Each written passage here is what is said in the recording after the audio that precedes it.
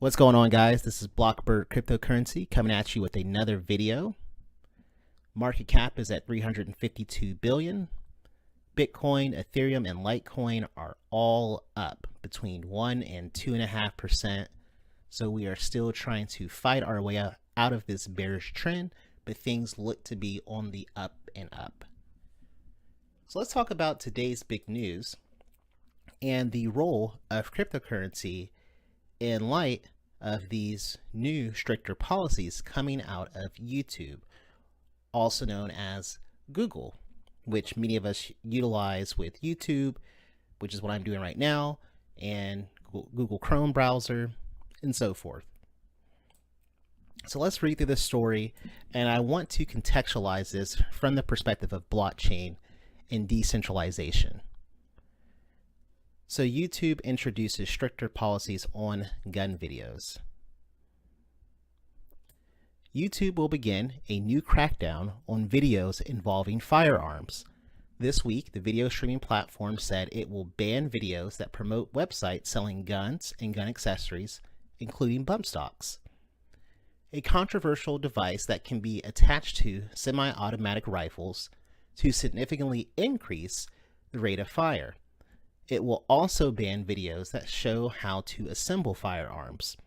Quote, "While we've long prohibited the sale of firearms, we recently notified creators of updates we will be making around content promoting the sale or manufacture of firearms and their accessories.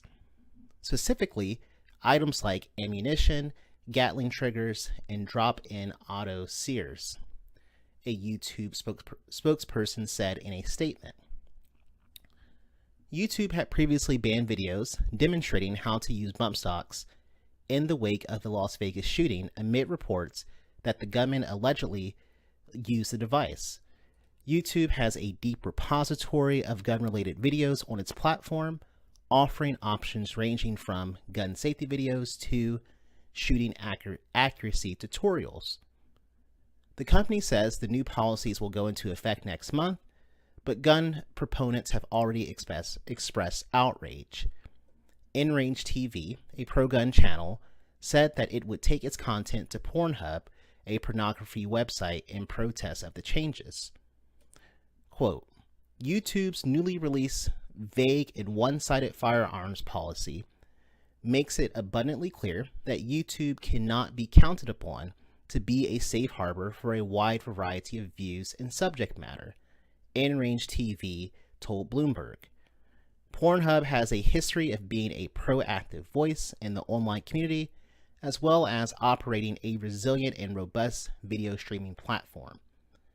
The debate over gun control hit a flashpoint this month following the shooting of a high school in Parkland, Florida. Students who experienced the tragedy firsthand have turned social media platforms into ground zero in their fight to push for gun reform. Okay, guys, so let's talk about this, and let's talk about the blockchain and how I think we can work around censorship.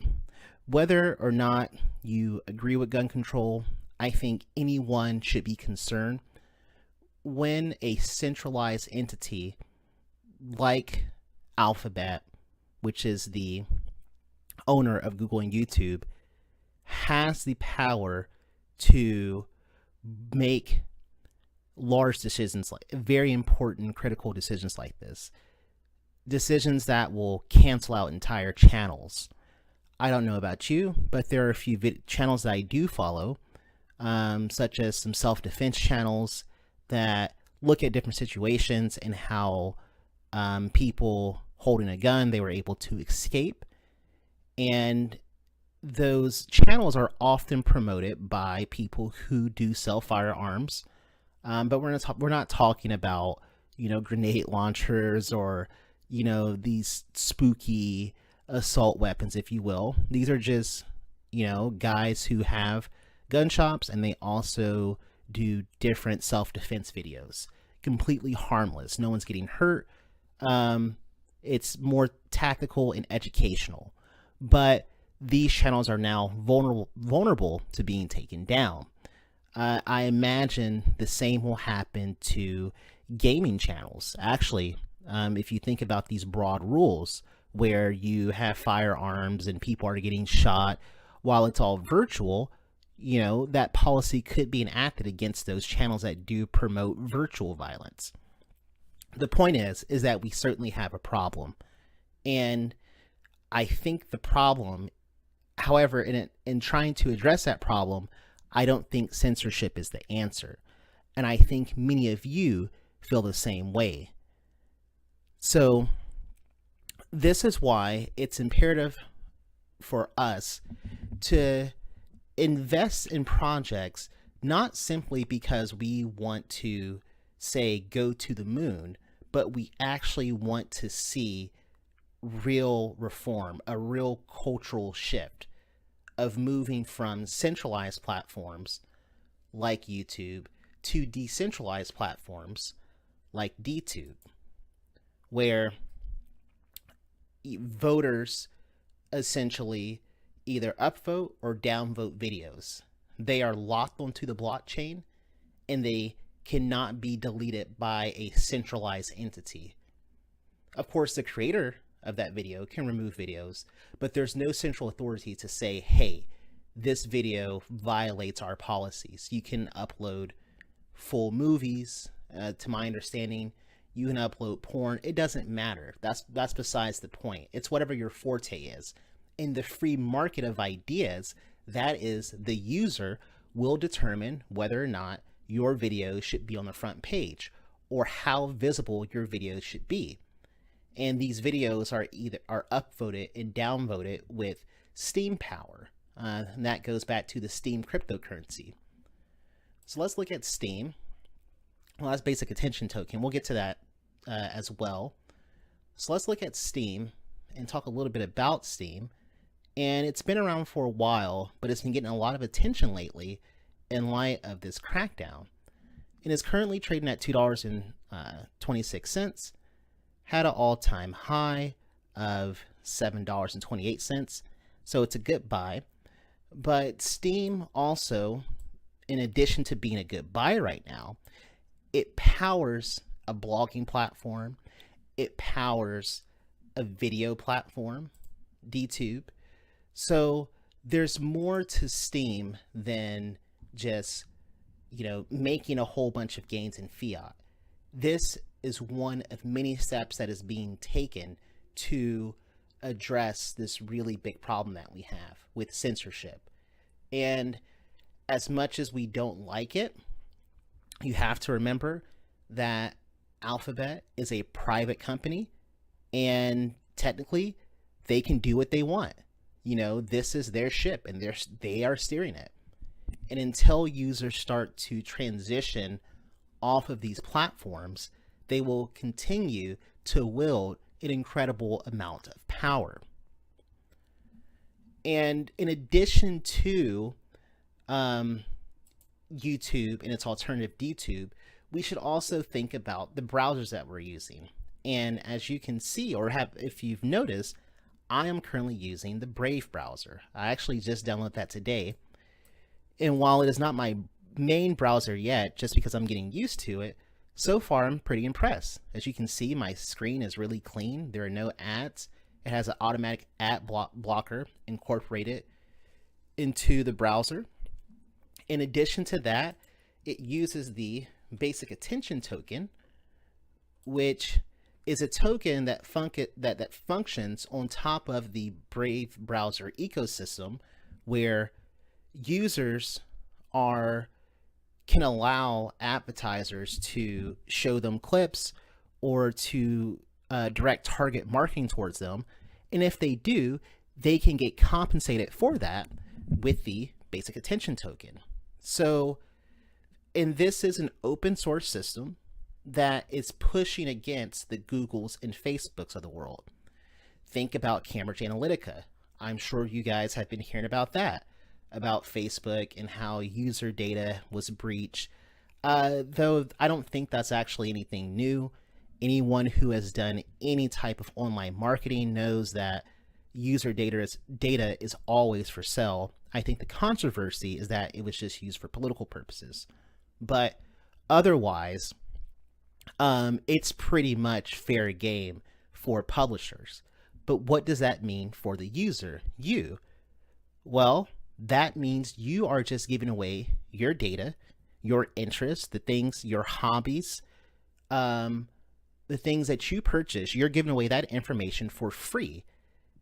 And advertisers are paying Google and Facebook for that data.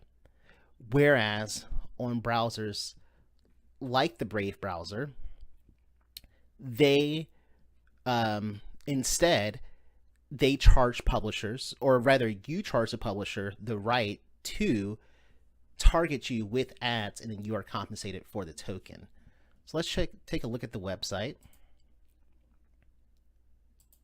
So this is the basic attention token website.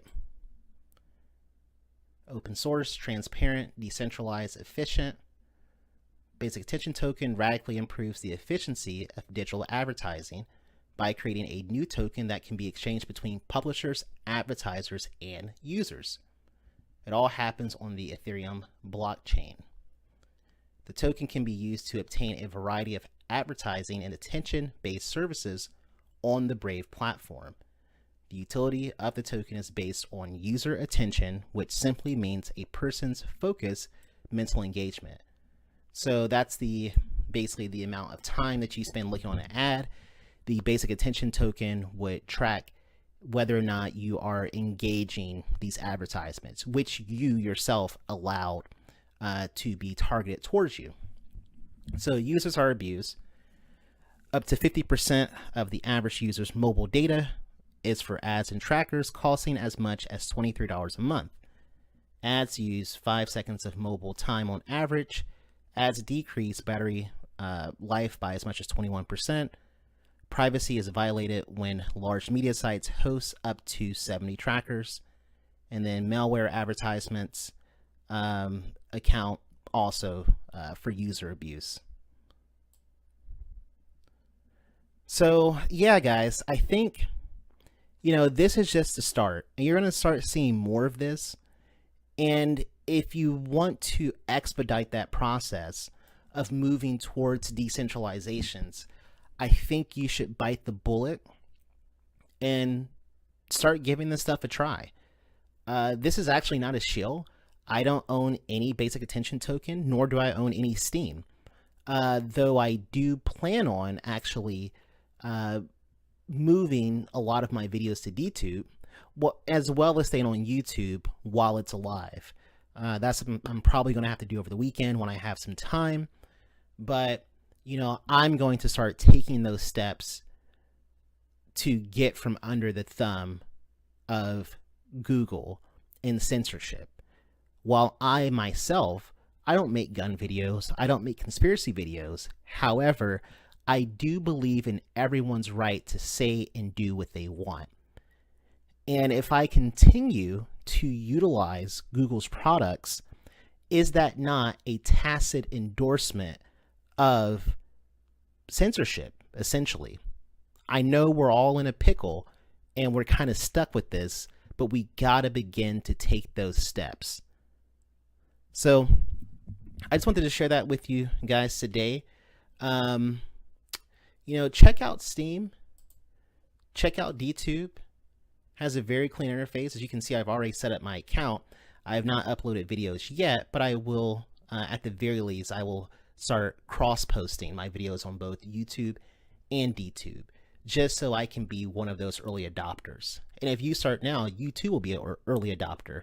So why not get paid for posting vids, or posting comments, or getting paid if you engage an advertisement that's covering the top of your screen? You guys use CoinMarketCap. This website is usually covered in ads. And if I were to allow the browser to show me ads, well, I could use the basic attention token to be compensated for that. So that's about all, guys. Let me know what you think. Be sure to like and subscribe. Channel is chugging along. I appreciate those of you who have subscribed already, and I also appreciate the great feedback and conversations that we have been having and will continue to do so. So in the meantime, I'll talk to you later. Peace out.